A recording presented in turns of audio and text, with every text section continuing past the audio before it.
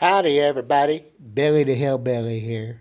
I'm bringing you this Sabbath children's story. It's titled The Empty Egg. With Easter being tomorrow, I figured this was an appropriate story to be telling today. You see, Jeremy was a young boy. He was born with a twisted body and a slow mind. At the age of 12, he was still in the second grade, seemingly unable to learn. His teacher, Miss Miller, often became exasperated with him. He would squirm in his seat, drool, and make grunting noises.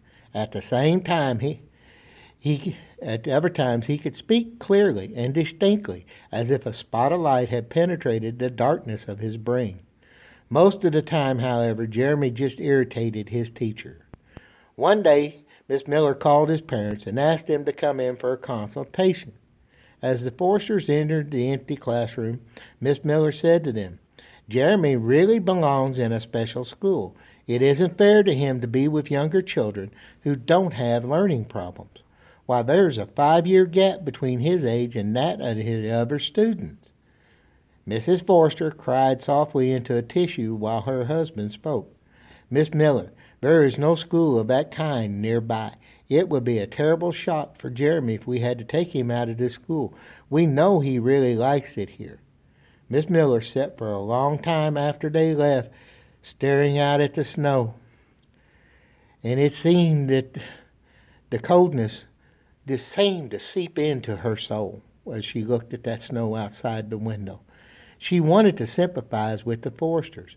After all, their only child had a terminal illness, and it wasn't fair to keep him in her class. She had 18 other students to teach, and Jeremy was a distraction. Furthermore, he would never learn to read or write. Why waste any more time trying, she thought. As she pondered this situation, guilt washed over her. She thought, here I am complaining about my problems, which are nothing compared to that poor family. She started to pray, "Lord, please help me to be more patient with Jeremy." And from that day on, she tried hard to ignore Jeremy's noises and his blank stares. Then one day, Jeremy limped to her desk, dragging his bad leg behind him. "I love you, Miss Miller," he exclaimed, loud enough for the whole class to hear. The other students snickered. Miss Miller's face turned red, and she stammered, "Well, isn't that nice?" "And that's very nice of you, Jeremy. Now, please, take your seat." Spring came, and the children talked excitedly about the coming of Easter. Miss Miller told them the story of Jesus. Then, to emphasize the idea of new life springing forth, she gave each of the children a large plastic egg, just like the one in front of me. Now she told them, "I want you to take this home and bring back tomorrow something inside that shows new life. Do you understand?" "Yes, Miss Miller," all the children responded enthusiastically. All except Jeremy. He listened intently. His eyes never left her face. He didn't even make his usual noises. She wondered, had he understood what she'd said about Jesus' death and resurrection? Did he understand the assignment? Perhaps she should call his parents and explain the project to them. That evening, Miss Miller's kitchen sink stopped up. She called her landlord, and she had to wait for an hour before he came by to unclog it. Now, after he got done, she still had to shop for groceries, and then she had to iron a blouse and prepare a vocabulary test for school the next day. She completely forgot about phoning Jeremy's parents. The next morning, 19 children showed up to class. They were laughing and talking as they placed their eggs in a large wicker basket on Miss Miller's desk. After they completed their math lesson, it was time to open the eggs. In the first egg, Miss Miller found a flower, and she said, "Yes, a flower is certainly a sign of new life.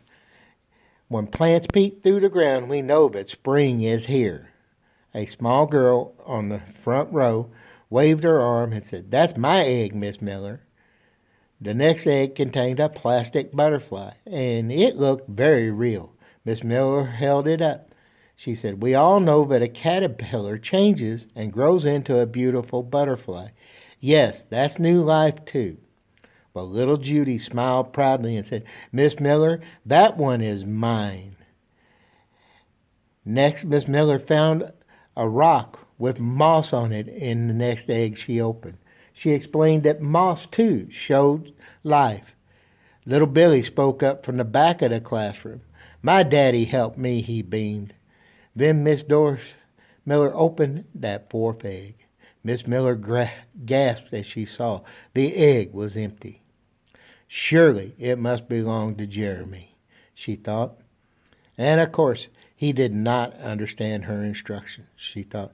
If only she had not forgotten to call his parents. Because she did not want to embarrass him, she quietly set the egg aside and she reached for another. Suddenly, Jeremy spoke up.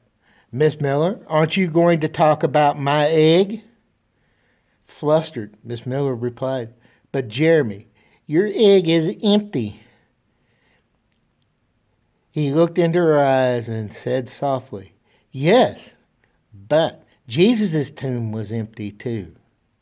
Time seemed to stop for the whole class. When she could speak again, Miss Miller asked him, "Do you know why the tomb was empty?"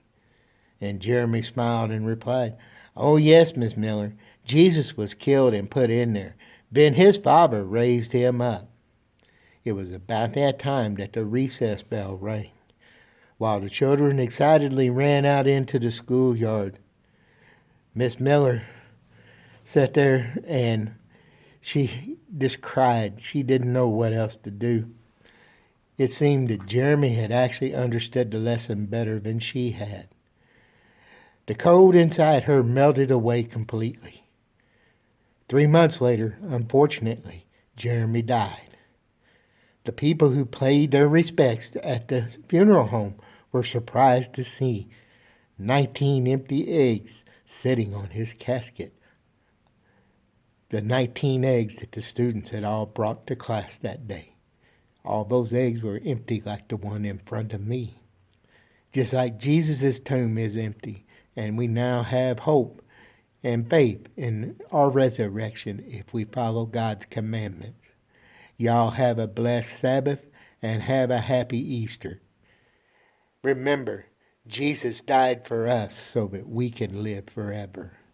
Y'all have a blessed Sabbath and once again, a happy Easter.